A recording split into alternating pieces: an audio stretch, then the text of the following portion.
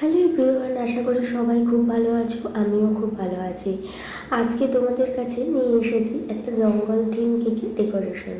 এই কেকটা করার জন্য উপরে যে এফেক্টটা দেবো সেটার জন্য পাইপিং ব্যাগে ক্রিমটা ভরে নিয়ে মুখটা জাস্ট অল্প করে কেটে নিয়ে ডট ডট মতো উপরে এবং সাইডে করে দিয়েছি।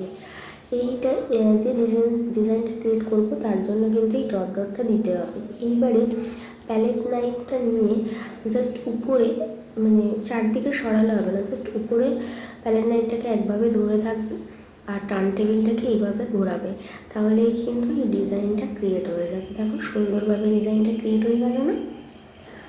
আর ধারে যে এফেক্টটা আনবো তার জন্য কিন্তু একটা স্ক্র্যাপারের প্রয়োজন। এটা কিন্তু প্যালেট নাইফটি হবে না।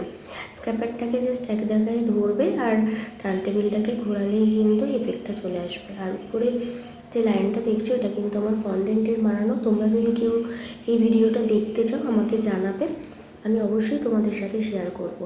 আর এই যে ঘাস নোজেল, এটা বড় বাজে নোজেল, মানে দেখো মুখটা অনেকটা লম্বা। এই নোজেলে একদমই কাজ করতে পারি না, মানে আমি অন্তত পারি না। আমার করতে গেলে না ঘাসের যে এফেক্টটা সেটা একদমই আসে না। তো আমি একটা ছোট নোজেলের সাহায্যে এই ঘাসগুলো আমি ক্রিয়েট করি, বাট ওই নোজেলটা আমি খুঁজে পাচ্ছি না, কোথায় রেখেছি।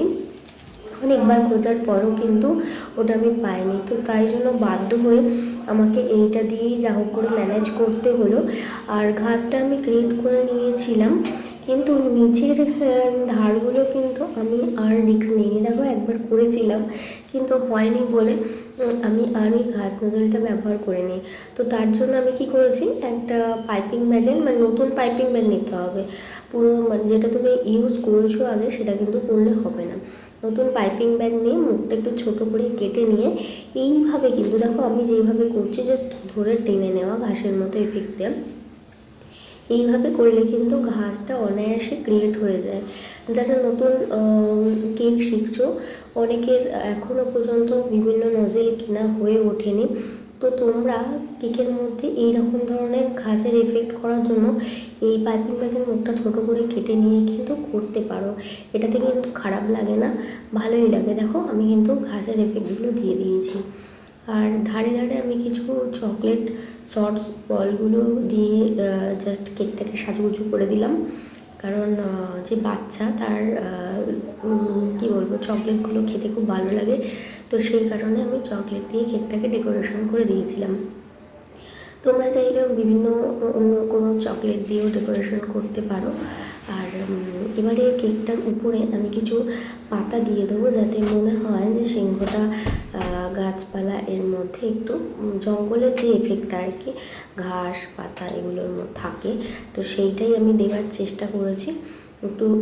তো সেই জন্য আমি পাতাগুলো ধারে ধারে করে দিয়েছি। এটা কিন্তু আমি নোজেলের সাহায্যে পাতাটা করছি। এর আগে আমি একবার দেখিয়েছিলাম যে পাতাটা করার জন্য কোনো নোজেল ব্যবহার না করেও পাতা ক্রিয়েট করা যায়। আমার শর্ট ভিডিও যারা চাও দেখতে পারো, শর্ট ভিডিও দেওয়া আছে। পাইপিং ব্যাগের মুখটা ছোট্ট করে ভি কাট করে নিয়ে করলেই কিন্তু এই পাতা নোজেল ছাড়াও তুমি পাতার এফেক্ট দিতে পারবে। আর উপরটা আমার ধারটাও কিরকম ফাঁকা ফাঁকা ফাঁকা ফাঁকা লাগছিলো, তাই জন্য আমি উপরটাও কিছু পাতা দিয়ে অ্যাড করে দিলাম। যারা নতুন বিগিনার্স আছো তারা কিন্তু এই পাতা নোজেল দিয়ে অনেক রকম ডিজাইন ক্রিয়েট করতে পারবে।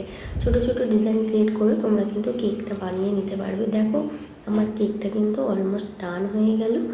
কেকটা কেমন লাগলো তোমাদের অবশ্যই জানিও, আর ভালো লাগলে পাশে থাকার অনুরোধ রইল। আর তোমরা কীরকম ভিডিও দেখতে চাও সেটাও আমাকে জানিও। চলে আসবো নেক্সট ভিডিওয়ে।